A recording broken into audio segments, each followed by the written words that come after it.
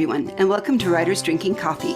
This is a podcast where writers sit around drinking tasty beverages and talk about writing, publishing, and the whole creative process. There will be rants and raves and opinions that do not agree, but are lovingly delivered. We do not censor ourselves, so consider us PG-13. Your peanut gallery today is made up of Chaz and Karen Brenchley, and me, Jeannie Warner. This is episode 152, interview with Stephen Wise. Welcome, Stephen. Thank you for having me on here. Oh, it's a delight. Karen, you tell me that you met Stephen taking David Gerald's online writing course. Is that correct? Yes, that is where we met. Fantastic. And Stephen, I was looking over your website. You have done a lot of interesting things. Oh, thank you. My favorite, I have to jump right in because I am a great big old Batman fan. So I watched and really enjoyed your Batman Dark Knight audio drama. Oh, great. Thank you. Now, bear in mind that the people who produced that took the script that Lee Shapiro and I wrote, and then they adapted it and they kind of ran with it and added all the sound effects and everything. But at its core, yeah, they used our script for the basis of that. It was a movie script to start with, yeah? Yes, it was. It's kind of a long story, so I'll try to keep it as concise as possible. But yeah, way back when Batman and Robin came out. So we're talking about like 2 decades ago. I had a co-writer, Lee Shapiro, and the two of us had written several screenplays together, and we were traveling out to Los Angeles pitching. And we had a meeting with Warner Brothers. Well, shortly thereafter, I forced Lee to watch Batman and Robin, which was just the absolute worst movie. And the two of us in fact, we had to stop and rewind the video a few times because we couldn't believe what we were seeing. And we just said, we can come up with something better than that. And well, we came up with a story, and we called our contact at Warner Brothers and pitched it, and it elevated to the vice president of production at the time. And he's like, yeah, that sounds great. Write it. And so we did a couple drafts, sent it off to him. Well, in the process, he left the company. Mm-hmm. And then, of course, Batman and Robin ended up having a serious backlash. So they did not know what they were going to do with the Batman franchise at the time. And we went round and round with them for like a solid 2 years. And we got a call from the VP who had taken over for him. He said, we decided to go a different direction. And yeah, I mean, it happens all the time, but I mean, it was just a little bit frustrating because it was like, come on, do this. But when they said that they were going to do an adaptation of Frank Miller's Year One, the graphic novel, yeah, Miller was co-writing it with Darren Aronofsky, who was going to direct it. Yeah. Like, okay, well, that makes a whole lot of sense. Sure, pass on our script so you can do that one. Well, apparently Frank and Darren wrote something that was completely different than the source material, and Warner Brothers didn't like it, and they fired him and went on to other projects. Fired Frank Miller. Hold on a second. I want to drink that in for a long moment. This eventually turned into an audio production. Yes, and I apologize, I don't have the name of the group. That's okay. In front of me, but yeah, no, I was curious. Were there any sort of licensing issues or difficulties in producing a Batman thing outside the obvious franchise? Well, here again, I wasn't involved with that audio production. Right. They just kind of helped themselves to it.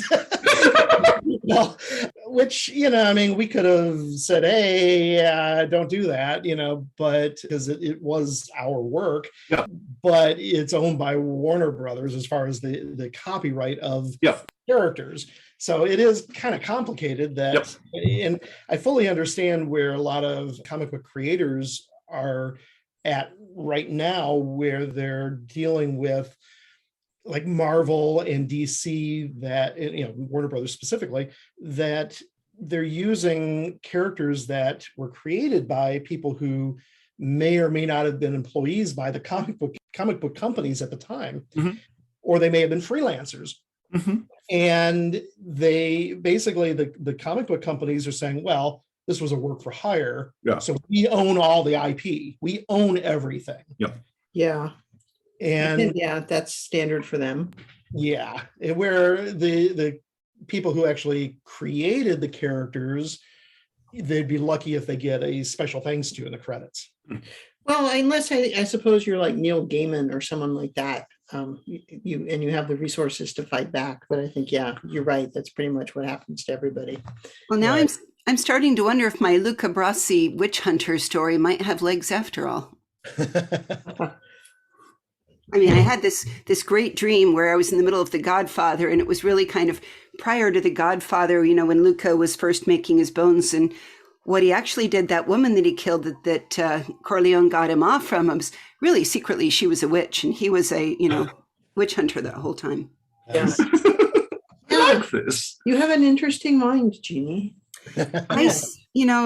Hot flashes, they cause fever dreams. It's great. That's a good point. That's a good point. So, but Steve, you've actually written other scripts. I mean, you've written a lot of scripts, and you've produced some yourself.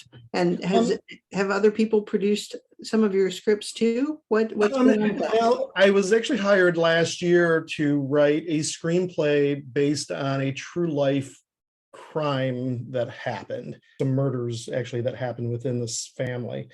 And we've got a treatment down for that. Still kind of waiting for the next step to progress on that. So can't really talk much more about that, but that's a full-length screenplay. It is a full-length screenplay, right? Awesome. Yeah. So I mean, it was nice to be hired to write something. It's always nice when someone approaches you and says, "I like your writing. I want to pay you money." Look, when they approach you, cash in hand. That's good. That's the best kind. So, if I may, how do you approach writing a screenplay differently than you approach writing your short stories, for instance, or your novella? Well, fiction writing and screenwriting are two different animals, basically. But in the years I've done screenwriting, and bear in mind also I've judged some screenplay contests like Blue Cat screenplay competition, for instance. I was a judge for them. And when you write screenplays, you have to be extremely efficient because every word matters. What's the primary goal is to have a lot of white space on the page, and you can't spend a whole lot of time elaborating on things. And it's also, for screenplays, it's the only thing that you really can write on the page is what's going to be either spoken in dialogue or shown on the screen. So the temptation, especially for new screenwriters, is to get into the characters' heads and tell all about their backstories. Now, you can't do that. So you have to really focus on the characters and make them come to life through their actions and their dialogue, nothing else. Or, the other thing would be how other characters, respond to them and talk about them.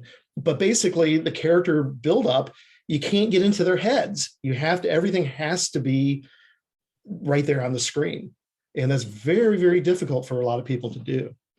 I could see the challenge. I mean, I'm thinking of some of my favorite fiction writers. I mean, outside of, yes, of course, we all love Neil. Like a Seanan McGuire, Cat Valenti, you get very, very into the heads and neuroses and talking of the characters, but it's that running and turtle monologue. Right. So that'd be much, much harder to say if somebody handed it to you and said, right, take this book and turn it into a screenplay. That would be really hard, wouldn't it? It is. And, talk about writers whose work has been adapted. If you look at Stephen King, now there's been some really wonderful movies based on his work, but there's also been a lot of really bad movies. And is there really such a thing as a bad horror movie? Really? Really? Yeah. I mean, either there's the ones that you genuinely hope to get that thrill of horror out of, or there's those that you drink with your drinks and your chips and you talk all the way through at MST3K. Yeah.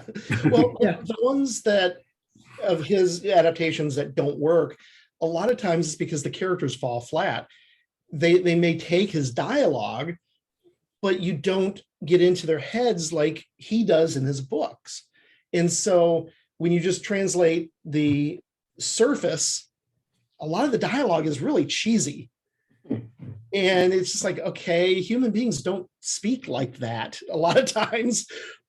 But on the page, you're so absorbed with their character because you know everything about them that some cheesy dialogue can be overlooked because it's part of who they are.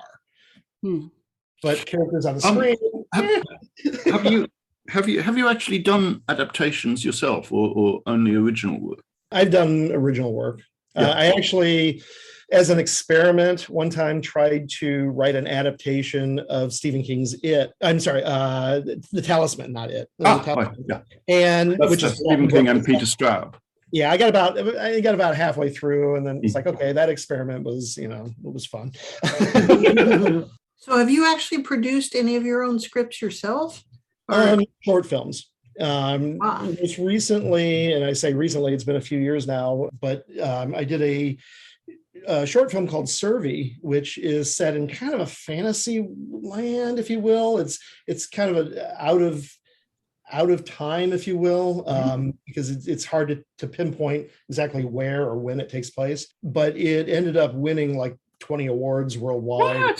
Played in 60 film festivals, and it's one of those things that I did it because I wanted to shoot a fight scene. And ended up creating this whole world around a fight, basically. Is this a short film? Yeah, it's a short.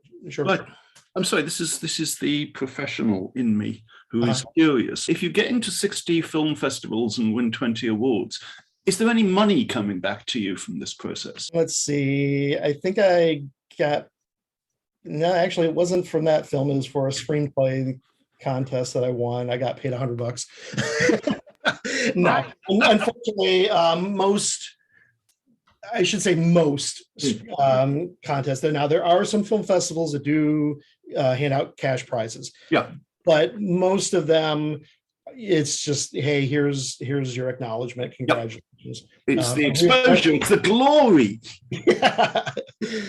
Yeah, and having gone to some of these film festivals, and I run a film festival myself. You're lucky if you get an audience. That jives a little bit with what Jordan Harridan would talk to us about with his Barn 11 productions.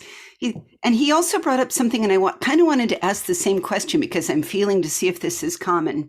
Okay. And he's adopted a couple of my stories into movies, and he says, I like them because it's stuff I've got lying around the house. Is that sometimes what you think about when you're writing a short screenplay? It's like, how hard would this be with stuff I've got right here? Okay, let me try to answer this. Yes, to some degree, because you have to use your resources. From where I come from, I tend to complicate things a lot. And I mean, Survey, for instance, I set out wanting to just tell a simple story of two people sitting in a room talking. That's what I wanted to do.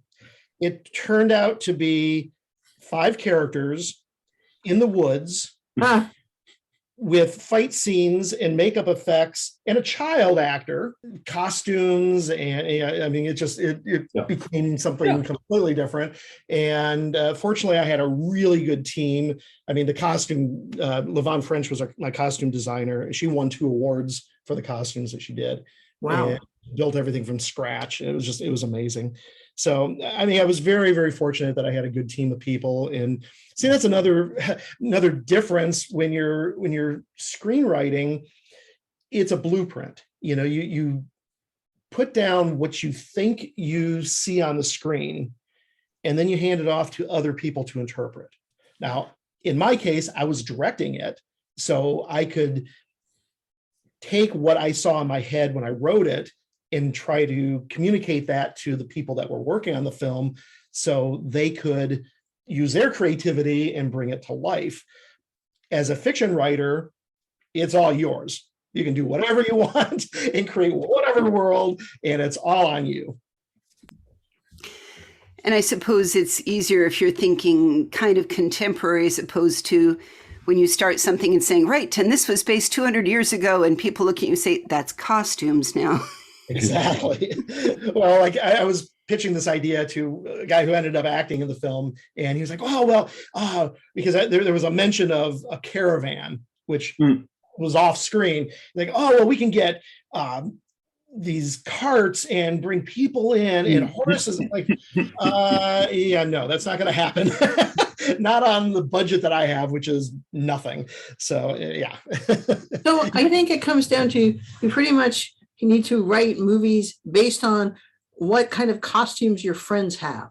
If, we have SCA friends. So, if we need armor, we've got, 20, 30 people who can just appear at once. But if absolutely.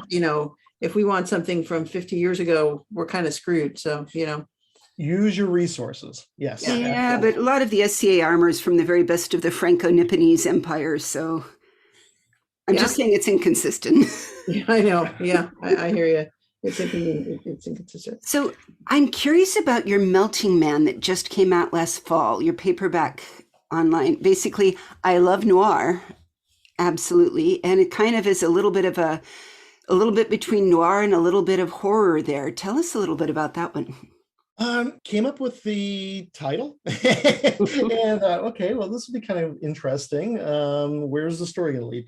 It's basically a mix of detective noir and body horror. And if you don't know what body horror is, it's basically anything that shows horrific effects due to whatever contrivance on someone's body. So think about like the Jeff Goldblum film, The Fly, where his body mutates into this half man, half fly thing. The Thing, actually, John Carpenter's The Thing, it would be another example of body horror.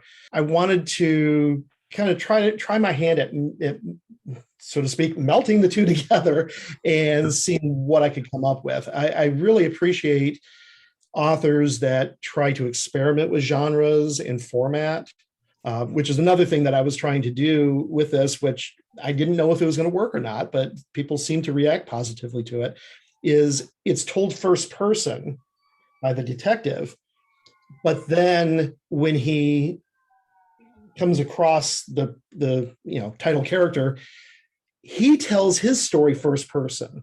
So it's a first person within a first person story. Is this a novel or? It's a short story. It's about 40 pages long. Yeah. Cool. So what are you working on now? I have a cyberpunk story that tentatively titled Electronic Telepathy. Okay. And it is very promising that it's going to be published in an anthology. Nice. Okay. I like that. I have a high fantasy novella that I'm working on, and that's been kind of shelved for about a year because of other things that have cropped up. But I'm a good portion of the way through, about 3/4 of the way through, and got to readdress that. So, and Sure. then this other screenplay, when as soon as things get rolling back up again with that, then I've got to focus on that. We have short stories, we have a novella, we have full length and short screenplays. No novel? That's in the works. Good. My goal actually by the end of the year is to have a novel. Cool. Have you started it?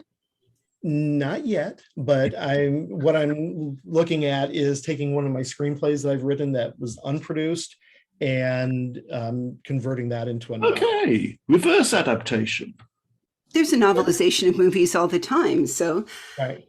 tell me about, your process, and a little bit of it wants to say, because you guys have been going to the same kind of writing class, what do you get out of it that makes you think, I'm going to apply this? What have you learned? Well, David Gerald is a great resource because he's been around for a very long time, and he's written screenplays, he's written novels, he's written short stories, he's written teleplays for TV shows, he's written series Bibles. So he's got a wealth of information from a lot of different types of writing. But when it boils down to it, good writing is good writing, no matter what format it takes. You can take a story and put it into a prose form. You can put it into a screenplay form. You can break it into a multi-episode TV series, but it still boils down to structure of the story and characters. My screenplay writing friends have this 3-word mantra: story is structure. Yes, Which I have said the exact same thing. Yeah, it appears to be absolutely inherent in any screenplay writing. Yes. But I'm a novelist and a short story writer, and that's not how it works for me at all. Well, at the end, David says over and over, he doesn't teach writing. He trains writers. Oh, nice. Because he did a lot of those training courses, like Est. He did Est once, didn't like it, and he does the other ones that are not Est, sure. Or has done those. And I find that very useful for me. And he will give us prompts. Okay. Sure. And one of his prompts, I actually sold the daily science fiction. Yay! And then one prompt he said, or just a reminder or something, he said, start with the emotion. And I've had this story that I know what happens up to a point, that it's been hanging around for years, like 2 or 3 years. And so without thinking, I sat down and wrote a sentence with the emotion in it. And suddenly I understood what the story was about and what to do with it and what was going on, and all the backstory. The story made sense. And it's like, it just unlocked something. And so that's one of the things I find becoming very useful is it's the emotions. And, pretty basically, I mean, the story he said was, write something where someone is anticipating something about to happen. Okay. And then just kind of, it's just a prompt, and it's a prompt with a deadline. And I think prompts with a deadline are just great. Can I back up and ask a question in there? You guys dropped EST training, and I have to admit that I'm being a child of the 70s and 80s. Is there an EST training that you're talking about that is not the touchy-feely get in touch with your spirituality from 1971? I think that's the one. I think that's the one. Okay. I didn't realize it had anything to do with writing. Well, no, that's just it. It doesn't. He like he said, he doesn't teach writing. He trains writers, and it's a way to. These are training classes, as I understand them. Again, I'm not an expert. I don't want to take words out of David's mouth, but it's teaching you to be your best self. Okay, and so he's trying to get us to be the best writers we can be. That's what he's doing. But he's been through a number of these courses. He's taught for self-development. No, he teaches them. Yeah, sure. Yeah. Well, cutting that aside, let me turn that back around and ask you then, Stephen. It was like, what have you learned that has changed how you write from this then? That's a good question. And I'm not sure I can fully answer it. The biggest thing that I take from David is he keeps kind of reiterating that to be a good writer, you have to write, and you have to write and write and write. And so he's given us the opportunity through these prompts to force ourselves to sit down and write and focus on the writing mechanism and getting words on paper. And through that, kind of analyzing what it is that we're doing and how effective the words are with. And one of the great things is that we have feedback from the other students in the class too. So it's not just David critiquing us, it's getting feedback from our peers. And I like that as well. So it's just, I think being forced to think about it and finding the time, because life tends to get in the way. Yeah, but looking at your track record, there's no particular evidence that you have struggled to find time to sit down and write. Oh, I'm always struggling to find time to write. He's just successful with his struggles, unlike some of the rest of us. Unlike some, yeah. But you're also a creative services producer. You make commercials, station promos, so you end up writing all the time, right? Oh, yeah, in a different way, yeah. We have to write scripts for commercials, which are 15 or 30 seconds, and you have to try to boil down a message into something very specific, and that's informative and hopefully entertaining and meets the client's needs and meets our needs as, trying to package, like I said, the message. Sure. In a creative way. Do you find that feeds into your own creative work at all, or is it stultifying? Or it's creative in a different manner. Sure. I mean, I do video editing, and of course, shoot the commercials and everything too. So there's all sorts of challenges. I'm constantly learning new skills and looking at improving my abilities as in a visual medium. Mm-hmm. Because there's certain things I don't have a background in graphics. I play around with it a little bit, but that's not a strong suit of mine, and so I'm trying to build that up and improve. Right. What was it? So you see, I mean, you do these two things. You do writing fiction, which is the thing I know, and you do screenplays and filmmaking and yada yada, which is the thing I don't know. And they seem to me to be two totally contrasting processes, because the one is you with your keyboard, and the other is collaboration inherently, and lots of critique coming from other people and yada yada. And I would hate that so much.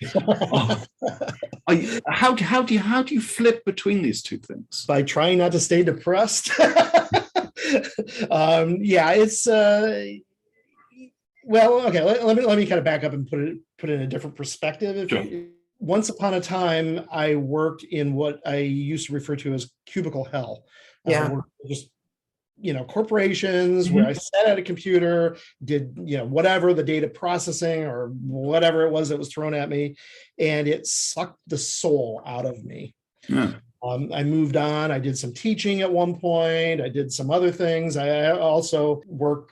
My second job is I work for a convention here in Pensacola called Pensacon.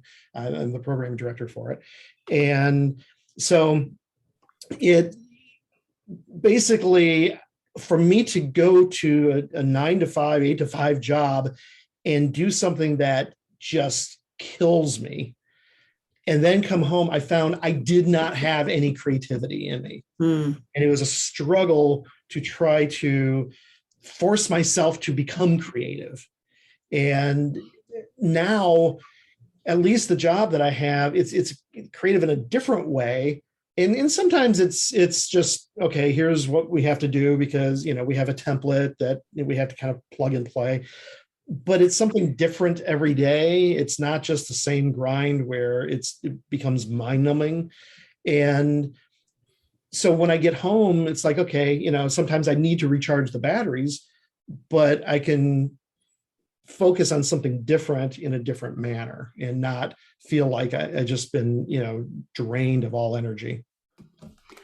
So are you a notepad person, or do you type everything in? Are you a Scrivener man? Tell us the tools of your trade.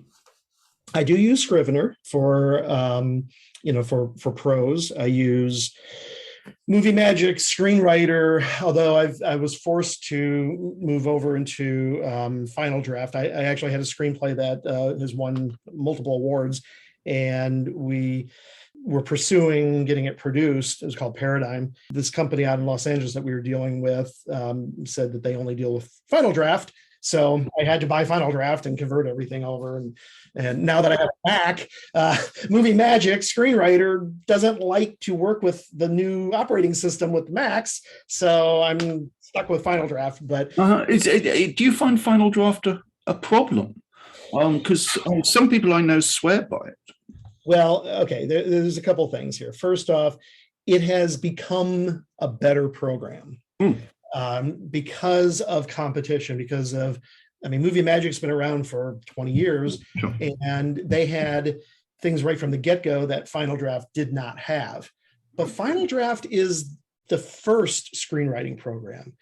And Hollywood is kind of funny in the sense that whatever is the first, that becomes quote unquote industry standard. Yep. Whether it's good or not. Yep. Yeah. Publishing is not so different, let me tell you.